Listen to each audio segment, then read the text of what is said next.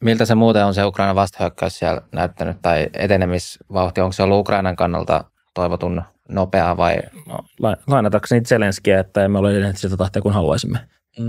Että niinku, kyllähän se niinku, sitäkin pitkään spekuloitiin, että niinku, niinku, tämä on ollut Ukraina tosi tahmeita. Ja sitten nämä Zelenskin kommentit on sen vahvistanut. Mutta se, mikä pitää myöskin huomauttaa, että me ei ole vielä nähty kaikkia resursseja pelissä.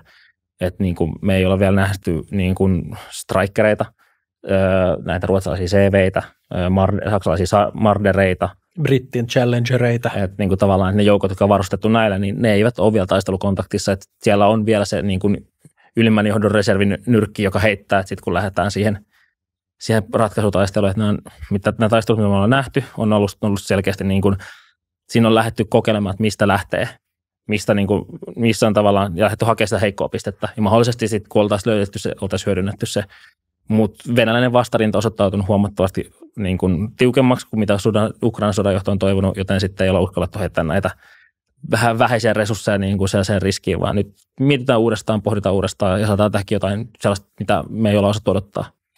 Mutta toki siis se, että kun kaikki se, mitä me ollaan rintamalla nyt nähty, esimerkiksi etelässä, niin kyllä viittaisi siihen, että siellä nyt on ihan tosissaan kuitenkin taisteltu, kyllä. Että se ei ole ollut mitään semmoista tiedustelua ja yritystä ja semmoista, vaan että kyllä siellä on pyritty tavallaan saamaan myös voittoja, jotka olisivat olleet suurempia kuin ne voitot tähän mennessä, koska siis eihän siellä nyt ole viimeiseen 2 viikkoon se on oikeastaan nyt nimenomaan tämä Rivnopilin yksittäinen kylä, joka siellä on nyt tainnut Ukraina saada tällaisista, kun puhutaan, jos lasketaan menestymistä nimenomaan kylissä, niin sehän on täysin äärettömän vähän.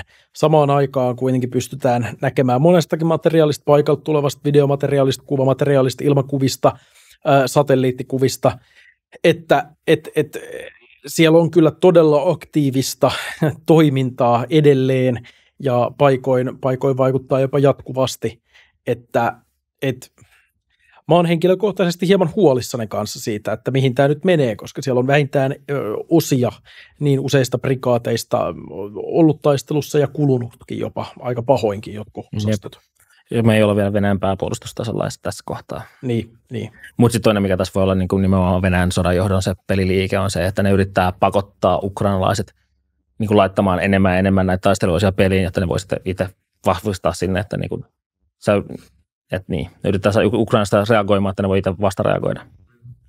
Niin. Melkein kaikki tämän niin kuin poliittisen puolen asiantuntijat, ketä nyt tässä on tullut haasteltua, niin heidän puheista tehnyt sen tulkinnan, että kyllä se tuo rintamalinjalla edellyttäisi Ukrainalle niin kuin lisävoittoa aika merkittäviäkin, jotta se rauha, joka joskus tuolla neuvotellaan, olisi semmoinen, mitä me ehkä nyt länsimaissa toivotaan ja kuvitellaan, että nykyinen rintamalinja ei ole vielä niin kuin kovin edullinen. Niin, siis kyllä se vaatisi käytännössä sitä, että Venäjä pystyisi uhkaamaan tavallaan jotakin strategisia tavoitteita,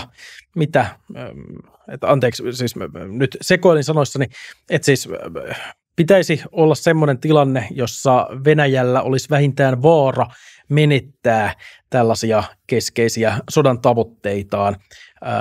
Ukraina ei ole tällä hetkellä pystynyt missään muuttamaan tätä koko sodan strategista kuvaa merkittävästi näillä vastahyökkäyksillään. Joku 10 kylää rintamilla, 100-200 neliökilometriä, kun se laitetaan semmoiseksi melko ohuiksi siivuiksi sinne tänne, niin ei se yksinkertaisesti vaan riitä, että siinä se muodostaisi jonkinnäköistä neuvotteluvalttia. Venäjän täytyy käytännössä pelätä sitä, että Ukraina pystyy oikeasti hajottamaan siellä todella merkittäviäkin tämmöisiä venäläisten pyrkimyksiä, jotta siitä olisi jotain hyötyä neuvottelupöydässä. Ja sitten toinen, mikä on se realiteetti, on nimenomaan se, että niin neuvottelupöytiin mennään sitten, kun koetaan, että taistelukentällä ei voitettavaa. Että niin kun neuvottelupöytään tullaan menemään sitten, kun molemmat osapuolet on kyllästynyt sotimaan. Kysymys on sitten vaan, että mikä se aikaperspektiivi tässä on ja mitä siihen mennessä Ukrainasta on saanut aikaiseksi. Niin. Mistä me lähdetään liikkeelle siellä neuvottelupöydässä. Että niin kun. Ja mä en usko, että sitä tullaan näkemään vielä pitkään aikaan. Että ukrainalaiset jatkaa taistelua, ne jatkaa hyökkäyksiä. Vaikka länsimainen tuki vähenisi, niin Ukraina todennäköisesti jatkaa taistelua. Kyllähän esimerkkinä Ukrainahan taisteli helmikuussa 2022, vaikka länsimaat lähinnä arpoivat sitä, että mitä aseistusta vaikka mistäkin tulee vai tuleeko ollenkaan. Eli Ukrainalla on kyllä esimerkkejä siitä, että niin kuin toimitaan tavallaan todella vaikeissa tilanteissa kuitenkin lähes jääräpäisesti. Jep, no tietenkin Ukrainan kannalta joku Venäjän tämmöinen sisäinen sekaannus olisi taivaan lahja sitten. Kyllä. Jos se... Niin laajempi sisäinen sekaannus. Ja minusta tuntuu, että Ukrainan tiedustelupalvelu pyrkii siihen. Että se, niin kuin, ne kokee sen voittavana korttina. Olette sitten toiveikkaita, että jos nyt tämä teidän mainitsema niin sanottu nyrkki, niin laitetaan sitten peliin, niin olette sitten toiveikkaita sen suhteen, että se pystyy siellä näitä rintamalinjoja oleellisesti muuttaa? No valitettavasti tässä on se, mitä me ollaan tässä sodan aikana nähty, on se, että niin kuin, vaikka niin kuin venäläisestä sotilasta on puhuttu paljon pahaa, niin ne on pystynyt jääräpäisesti halutessaan puolustamaan välillä ihan käsittämättömiä paikkoja. Et hyvä esimerkki on edelleenkin Etulinjan kylä, Luhanskin rintama, Novoselivske, joka on siis täysin aukealla oleva niin kuin, kylä, ja siitä on tapeltu nyt niin kuin Harkovan vastahyökkäyksen jälkeen. Ja, se on niin kuin, ja sitä ei ole linnoitettu, se ei ole mitenkään merkittävä tai tärkeä, mutta siihen se on jumahtanut. Ja tämä on niin kuin, me ollaan nähty tästä niin kuin sodassa kerta toisensa jälkeen, miten linnoitetut asemat niin kuin, on ollut molemmille osapuolille äärettömän vaikeaa niin kuin kiertää tai voittaa. Ja sitten kun me nähdään, niin kuin, että miten vaikeita tällä hetkellä niitä etumaisten tasojen niin kuin linnoitettujen asemien valtaaminen on, niin se on oikeasti vahva huoli, että sitten kun tulee niitä vahvemmin linnoitettuja tasoja, joissa on niin kuin paljon kattavammat puolustusjärjestelyt, että onko niin kuin Ukrainalla kyky, niin kuin, tai siis kuinka paljon Ukrainasta verta vuotaa, että ne murrataan, koska tarpeeksi kun menee aikaa ja resursseja, ne tulee purskattua. Kysymys on, että mikä hinta ja mikä se aika on. Ja tällä hetkellä se on vähän huolestuttavaa, että se on aika iso hinta ja pitkä aika. Ja venäläiset valmistelee koko ajan myös lisää, eli jokainen viikko, jolloin nämä hyökkäykset junnaa, niin tarkoittaa pitkällä aikavälillä verisempää loppua sitten sodalle.